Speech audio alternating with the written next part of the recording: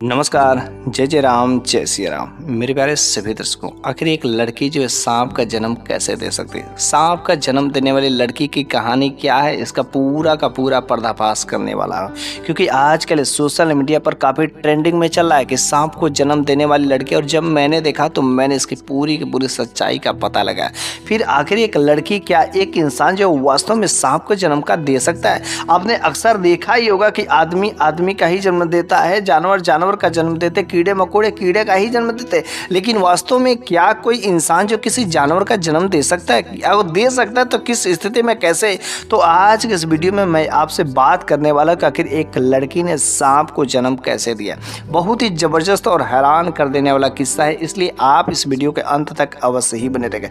मुझे पूरा विश्वास है कि यदि आप इस कहानी के अंत तक बने रहेंगे तो आपको बहुत कुछ ऐसी नई चीजें सीखने को ही मिलेगी, और यह वीडियो आपके लिए बहुत ही खास और फायदेमंद होने वाला है। तो बस चलिए इस वीडियो को बिना देरी के शुरू ही कर देते हैं। तो एक बार की बात है कि एक लड़की जो एक बहुत अमीर खानदान में पैदा हुई थी, लेकिन जो भगवान की कृपा से उसको सब कुछ मिला था, उसके माँ बाप सब कुछ थे, लेकिन यह खुशी ज्यादा दिन तक देखा नहीं गया। और एक दिन अचानक उसके माँ बाप का इस दुनिया से जो है विदा हो जाते हैं। बेचारी उसका तो पूरा का पूरा संसार ही उजड़ जाता। अपने माँ बाप की वह इकलौती एकमात्र बेटी थी, छोटी थी, लगभग 10-11 साल की उम्र की थी। और 10-11 साल की उम्र में अवश्य ही थी, लेकिन वह बहुत ही छोटे पर से खूबसूरत थी और बहुत ही होशियार भी थी। वह साथ ही साथ भगवान को मानने वाली थी, हर चीज़ से डरने वाली थी, भगवान की भक्ति भाव करने वाली थी। लेकिन जब उनके माँ बाप जो इस दुनिया से छोड़ करके चले गए तो फिर जो है वो जो अपने मामा के यहाँ चली गई। फिर जो वो अपने मामा के यहाँ रह पढ़ कर अपना पढ़ाई लिखाई सब कुछ कर रहे थे। चूँकि उसके जो मामा लोग थे ना, बहुत ही सख्त थे, बहुत ही नियम के पाबंदियाँ रखते थे। घर से कहीं पर जाना, काम से जाना है केवल, बाकी हर चीज़ों का जो लड़कियों पर बहुत ही जो पहरेदारी किया करते थे, कोई गलत कदम नहीं उठाया था। लेकिन इस लड़की का ऐसा कोई पाबंदी से कोई डर नहीं था, क्योंकि वह ऑलरेडी ही अपने पाबंदियों में रहती थी। वह भगवान का पूजा पाठ करके संस्कार के नियमों को पालन करती थी, बड़ों के आज्ञा का पालन करती थी, और लोग देख करके इसके जो बराबरी करना चाहते थे कि देखो ना वो लड़की, देखो कितनी शुद्ध है, कितनी अच्छी है, वह हर लोगों की बात मानती है, हर काम करती है, पढ़ने लिखने में भी अच्छी, कितनी अच्छी है। और वह लड़की धीरे धीरे जब बड़ी होती गई अपने मामा के घर पर, तो वह लड़की काफ़ी खूबसूरत, बहुत ही लाजवाब, उसका जिस्म क्या गजब की खूबसूरती को देख कर वाकई मोहित हो जाता। और जब वह जैसे जैसे बड़ी हुई तो उसका पढ़ाई का स्तर भी बढ़ता गया, और उसके मामा लोगों ने उसके पढ़ाने में कभी कोई कमी नहीं थी, क्योंकि वह पढ़ने में बहुत अच्छी खासी थी। और जो है वह जब कॉलेज के दिनों में जाया करने लगी तो कॉलेज में एक लड़का उसके रूप रंग को देख करके मोहित हो जाता है, और बस वो उसका पीछा करना शुरू कर देता है। चूँकि यह लड़की हिंदू थी और वह जो लड़का इसका पीछा कर रहा था वह लड़की मुस्लिम थी। वह मुस्लिम लड़का इसके पीछे लग गया। एक दिन हुआ, 2 दिन हुआ, वह जब कॉलेज को जाती तो उसके साथ साथ जाता, जब कॉलेज से वापस आते तो उसके घर तक आता था, लेकिन कभी उसने बोला नहीं। और गजब की बात तब हो जाती है कि एक दिन यह लड़की कहीं पर किसी कारणवश अपने रिश्तेदार में कहीं चली जाती है कुछ दिनों के लिए, कोई शादी फंक्शन पड़ जाता है और किसी वजह से कहीं चली जाती है। तो 1 हफ्ता तक लगभग वह नहीं रहती, तो वह लड़का काफ़ी बेचैन हो जाता। हर रोज़ स्कूल जाता, कॉलेज जाता, घर आता, लेकिन वह दिखता नहीं, बहुत ही बेचैन हो जाता, हैरान हो जाता है। और जब वह 1 सप्ताह के बाद जब वो वापस लौटती, फिर वह जब कॉलेज जाती है तो वह लड़का एक दिन उससे बोल ही पड़ता है, करी तुम इतने दिनों तक कहाँ चली गई थी? मैं तुमसे कितने दिनों तक खोज रहा था, लेकिन तुम दिखे नहीं थे, ना तो तुम अपने घर पर थे, ना तो कॉलेज में आ रहे थे। तो उसने कहा, अरे भाई तुम मेरे को क्यों खोजते हो, तुम मेरे कौन होते हो? उस लड़के ने कहा, अरे तुम्हें नहीं पता है कि मैं तुम्हें कितना पसंद करता हूँ, मैं तुम्हें कितना चाहता हूँ, मैं तुमसे प्यार करता हूँ। उस लड़की ने कहा, नहीं, ये सब चीज़ें गलत है, और मैं ऐसे गलत कामों में, ये प्यार वार के चक्कर में मुझे नहीं पड़ना है।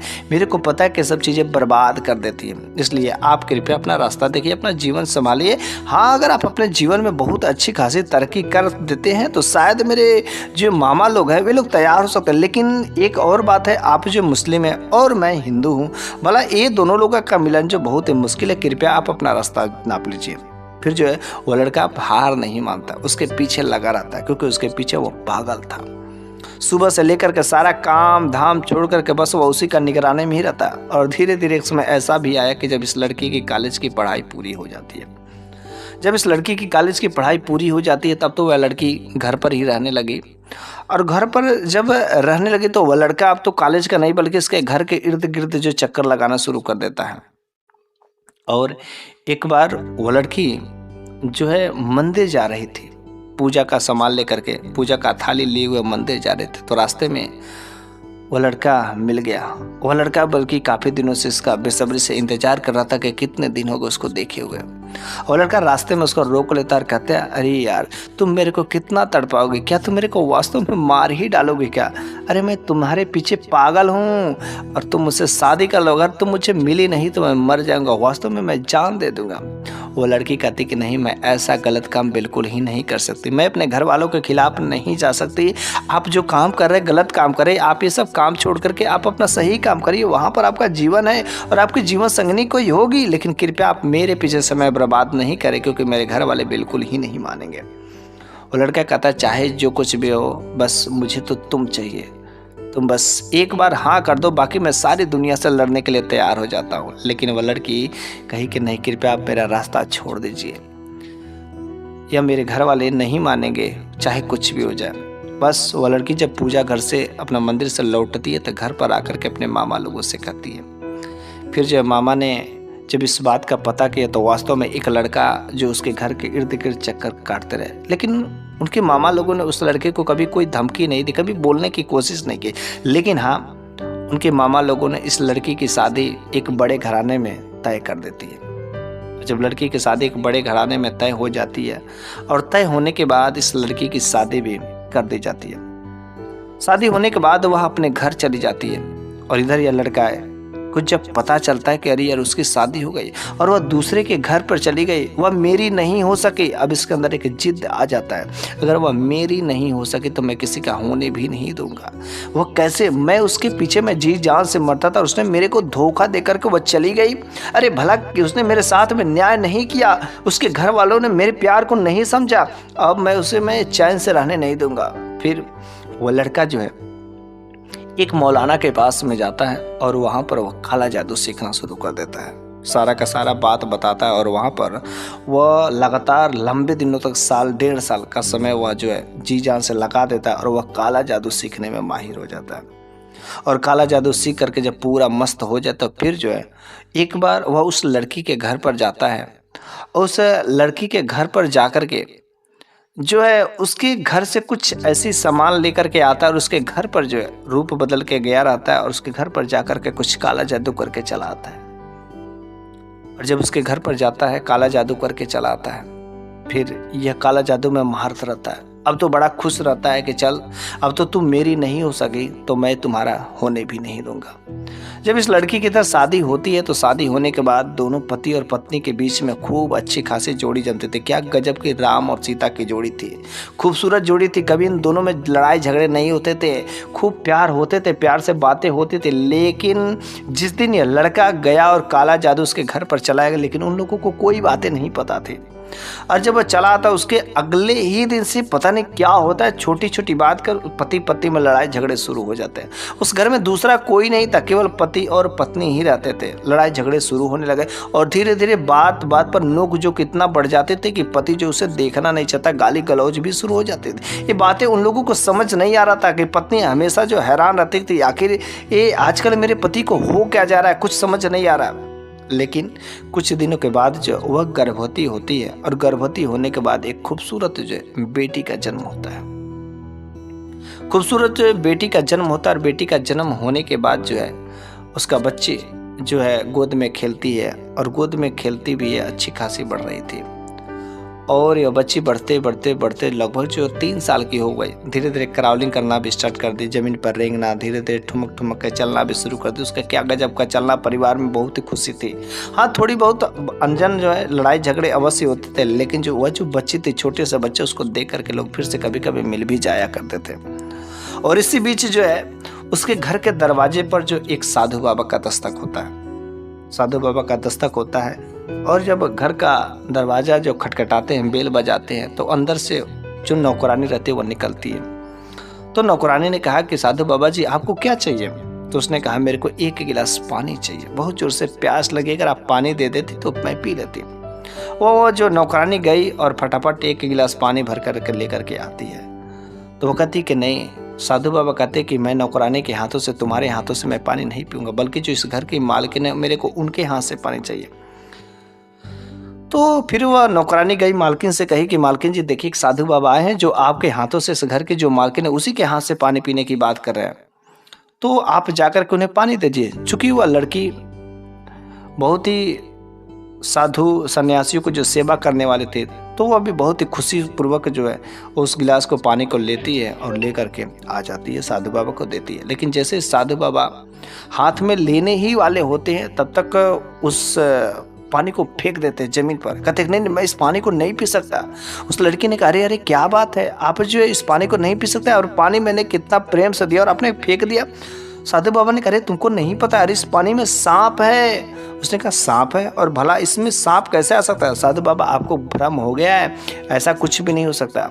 साधु बाबा ने कहा तुम्हें नहीं पता है कि इस पानी में सांप है, इसका मतलब क्या है? तुम्हें पता है कि तुम्हारे जो बच्चे, एक भी बच्चे जीवित नहीं बचेंगे, तुम्हारे भाग्य में जो संतान सुख जो लिखा नहीं, तुम्हारे कोख मर जो है ऐसा काला जादू किया गया। वह लड़की कहती बाबा जी आप क्या बातें कर रहे हैं, ये इन सब चीज़ों को मैं बिल्कुल नहीं मानती, और ऐसा बिल्कुल हो ही नहीं सकता।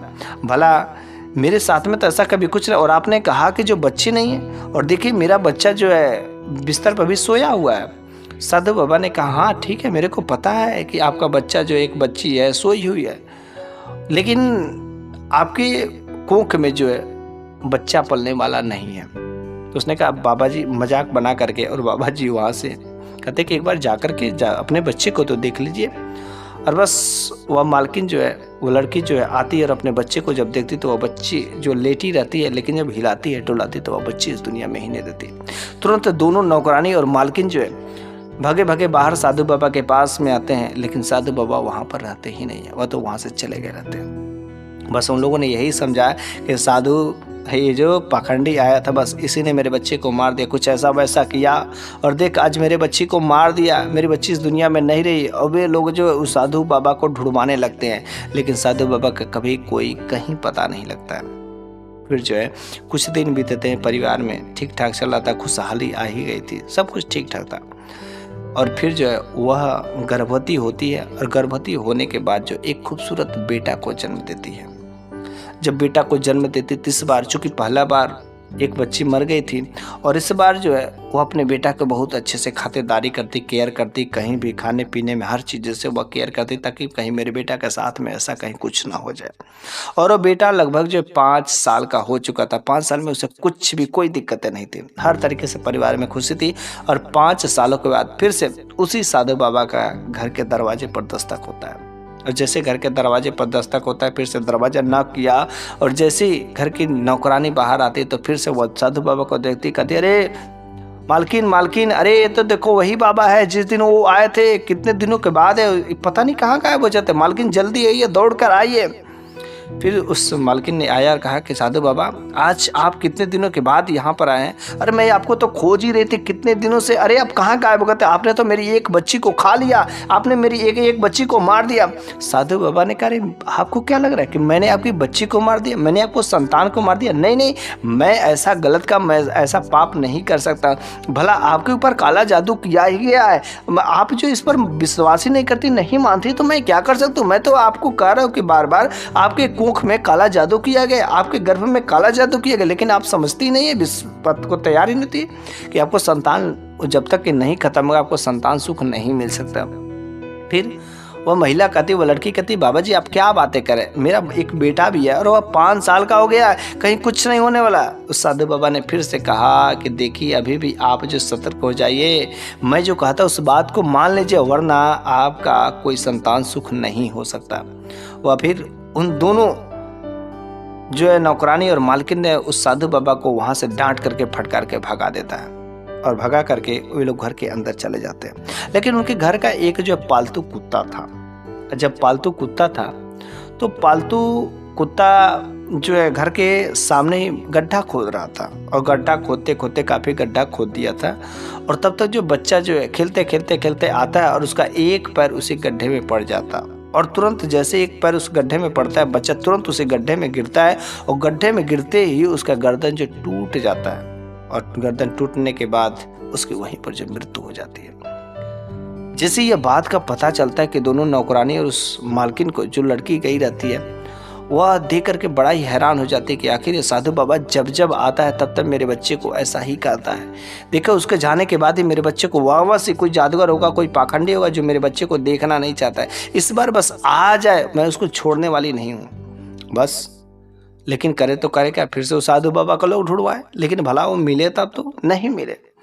और फिर से कुछ दिन बीत गए और तीसरी बार वह गर्भवती होती है। और गर्भवती होने के बाद जो है उसे थोड़ा थोड़ा विश्वास हो गया था कि हाँ, लग रहा है कि मेरे ऊपर किसी ने काला जादू किया, किस वजह से जैसा वे कह रहे हैं कि बात सत्य होती जा रही, आखिर ऐसा क्यों हो रहा है। तीसरी बार गर्भवती होते हैं, फिर से एक बेटे को जन्म देती है। और अभी यह बच्चा जो है मुश्किल से कुछ ही दिनों का हुआ रहता है, तो उसे थोड़ा सा विश्वास तो हो गया रहता है कि हाँ जो है कि मेरे ऊपर, मेरे साथ में कुछ हो रहा है। इसलिए वह सोचते कि इस बार जब बच्चा होगा तो इसको हर बार हर दिन जो भगवान के मंदिर में ले जा करें, जब भगवान की कृपा लगेगी तो भला कोई काला जादू भी कुछ नहीं कर पाएगा। और बस बच्चा पैदा हुआ और एक दिन जो है वह पूरा प्लान बना ही रहते कि चलो आज मंदिर लेकर के बच्चे को चलते हैं। तब तक जो रास्ते में साधु बाबा से मुलाकात हो जाती है। और जैसे साधु बाबा से वही मुलाकात हो जाती है तो उस नौकरानी और मालकिन दोनों लोगों ने पहचान लिया। और साधु बाबा फिर से वही बात कहते, करे आप इस घर की मालकिन और अभी भी आप जो मेरी बात मान लीजिए, मेरे को बस आपको खास काम के लिए ही भेजा गया, लेकिन आप तो मानने वाली है नहीं। उस लड़की ने कहा, बाबा जी थोड़ा थोड़ा विश्वास हो रहा है, लेकिन ये बच्ची है, बस मैं भगवान का दर्शन करके आता हूँ, उसके बाद से मेरे को कुछ नहीं होगा। साधु बाबा ने कहा, ठीक है, सब बातें ठीक है, लेकिन मैं जो कहता हूँ उस बात पर अमल करिए, बात मानिए। आपके जीवन में जब तक वो चीज़ें रहेगी आपको संतान सुख नहीं हो सकता। हाँ, तीसरा बच्चा है ठीक है, लेकिन आप जब तक उस काम को ख़त्म नहीं करेंगे नहीं हो सकता।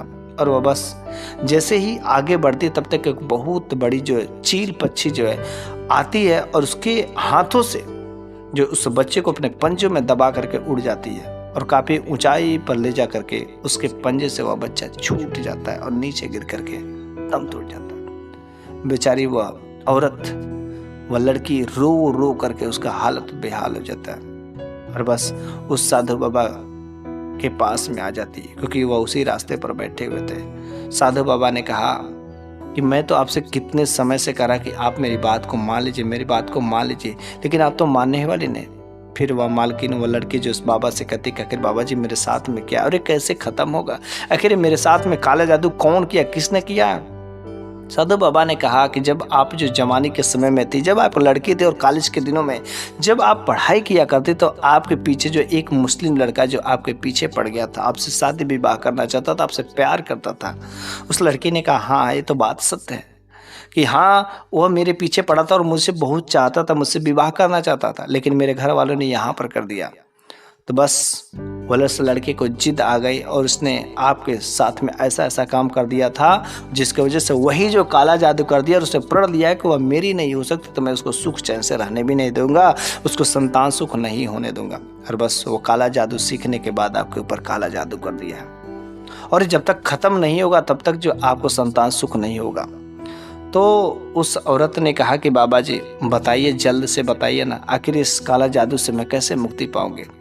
तो उसने कहा कि देखिए आपके गर्भ में जो है एक सर्प जो है छोड़ कर के रखा है, उस काला जादू से जो है आपके गर्भ में एक सर्प है और वही सर्प जो है आपके बच्चे को खा जा रहा है। जब तक यह गर्भ से बाहर नहीं निकलेगा तब तक जो है आपको संतान सुख नहीं मिल सकते। उस औरत ने पूछा, तो बाबा जी जल्दी से बताइए आखिर वह सर्प बाहर कैसे निकलेगा, इसका क्या उपाय है। तो उस बाबा जी ने कहा, देखिए सबसे बेहतर उपाय है कि आपके गर्भ में जो बच्चा पल रहा है ना, वो बच्चा नहीं है बल्कि आप जो है के गर्भ में एक सर्प है और उस सर्प को आप जो अपने संतान जैसे मानिएगा, उसको गर्भ पर हाथ रख के करिए कि तुम मेरे बेटे हो और मैं तुम्हें जन्म देना चाहती हूँ। तो वह जो धीरे धीरे धीरे बड़ा होना शुरू कर देगा। और फिर इसके साथ में आपको एक काम और करना है, आपको पास के अगर कोई शिव मंदिर है, भगवान शिव का लिंग है, आपको रोज भगवान शिव के लिंग पर, भगवान शिव मंदिर में जाकर के आपको पूजा पाठ करनी होगी। फिर जो है आपको इसको अपने बेटे जैसे मान करके इसको जो है प्यार करना है, सहलाना है, अच्छे से करना है, ताकि उसको आभास हो कि हाँ यह मेरी माँ है। और फिर जो उसका साइज बढ़ना शुरू हो जाएगा और ठीक 9 महीने बाद जो है वह बाहर निकलेगा। लेकिन मैं कोशिश यही करूँगा कि जब वह सर्प जो बाहर निकलेगा तो बहुत ही भयानक होगा, विषैला होगा। जो भी लोग अगल बगल के रहेंगे देख करके डरेंगे नहीं। हाँ, मैं कोशिश ये करूँगा और भगवान की प्रार्थना करने से ये होगा कि जो वह सर्प पैदा होगा, तो अगर हम लोगों की कृपा लगेगी, भगवान की दुआ लगेगी, तो वह सर्प मरा हुआ ही पैदा होगा। लेकिन कुछ कहा भी नहीं जा सकता कि वह मरा हुआ पैदा होगा या जीवित पैदा होगा, वो तो समय की बात है। लेकिन आप जो भगवान शिव की भक्ति भाव सच्चे मन से करिएगा, फिर जो उसी दिन से वह औरत भगवान शिव की भक्ति भाव करना शुरू कर देती है और अपने गर्भ में जो पल रहा था उसको अपना बेटा मान करके कहती कि तू मेरे बेटे हो और मैं तुझको जन्म देना चाहते, अब तू आजा, बाहर आजा। और फिर जो ऐसे करते करते 9 महीने पूरे होते गए, और जब 9 महीने पूरे हो गए तो उसके पेट का साइज काफ़ी बड़ा हो गया था, जितना एक नॉर्मल बच्चा नहीं होना चाहिए। बस उसके बाद से 9 महीने के बाद पूरा हुआ तो वो अपने नौकरानी से, दाई से बोल दे कि आप डर करके भागिएगा नहीं, हो सके यह सर्प जीवित हो या मरा हुआ, लेकिन डर कर भागने की बात नहीं, वो अब मेरा बेटा रहेगा। और फिर जो है जब पूरा समय होने के बाद सबसे पहले वह सर्प जो है बाहर निकलता है, काफ़ी बड़ा साइज में भयानक निकलता है। लेकिन खुशी की बात ये रहती है कि वह सर्प जो है मरा हुआ पैदा होता है, लेकिन साथ में एक जो खूबसूरत बेटा का भी जन्म होता है। तो उसके गर्भ में एक बेटा और वह सर्प दोनों लोग पले हुए थे, जिसके वजह से बेटा तो जीवित रहता है लेकिन वह सर्प जो मरा हुआ पैदा होता है। यह चीज़ देख करके बड़ा ही खुशी होती है। और उसके 2 ही 3 दिन बाद जो है वह साधु बाबा जो है वहाँ पर आते हैं, उसके घर पर आते हैं। दोनों लोगों ने बड़ा ही मान सम्मान किया, सेवा सत्कार किया। सेवा सत्कार करने के बाद कहा कि बड़ी ही खुशी की बात है कि आपको एक औलाद भी हुई और जो सर्प पैदा हुआ कि मरा हुआ पैदा हुआ। लेकिन मैं इस काम के लिए नहीं आया हूँ, बल्कि मैं एक और जो विशेष खास जो शुभ समाचार लेकर के आया हूँ। फिर उस औरत ने कहा, बाबा जी आखिर ऐसा क्या शुभ समाचार लेकर के आए, बात तो बताइए। उसने कहा, बस आपको डरने की बात नहीं है कि जब वह उस लड़के को पता चला कि आप जो भगवान शिव की भक्ति भाव कर रही हैं और आपके काला जादू को काटने के लिए कोई ना कोई मैं उपाय कर रहा था, तो फिर उस लड़के ने काला जादू करना शुरू कर दिया था आपके ऊपर, ताकि वह जो उल्टा नहीं हो सके। लेकिन भगवान शिव की कृपा से उसका किया हुआ जादू दोबारा फिर से वह उसी के ऊपर जो है लौट जाता है, और जैसे ही लौटता है वही भयानक सर्प जो इधर मरा हुआ पैदा हुआ उधर जा करके एक सर्प का रूप पकड़ करके उसको डस लेता है और उसकी दर्दनाक मृत्यु हो जाती है। इस तरीके से अब आपको डरने की बात नहीं है। वो लड़का जो आपका दुश्मन बना हुआ था, जो आपको देखना नहीं चाहता, जो आपको सुख को देखना नहीं चाहता था, वो लड़का अब इस दुनिया में नहीं रहा। क्योंकि काला जादू करने वालों के साथ में ऐसा ही असर होता है, क्योंकि उन्हीं का किया हुआ इस्तेमाल कभी कभी जब उन्हीं पर लौट आता है तो उनका जान ले लेता है। तो बस आज के इस वीडियो के माध्यम से मैं आप लोगों को जो ज्ञान की मैंने बातें बताई कि वास्तव में अगर कोई महिला, कोई लड़की अगर कोई जानवर को या कोई सर्प के बच्चे को जन्म दे सकते तो हाँ, इस तरीके से हो सकता है। क्योंकि काला जादू टोने टोट के ऐसे चीज़ होते हैं जो असंभव को भी संभव कर देते हैं।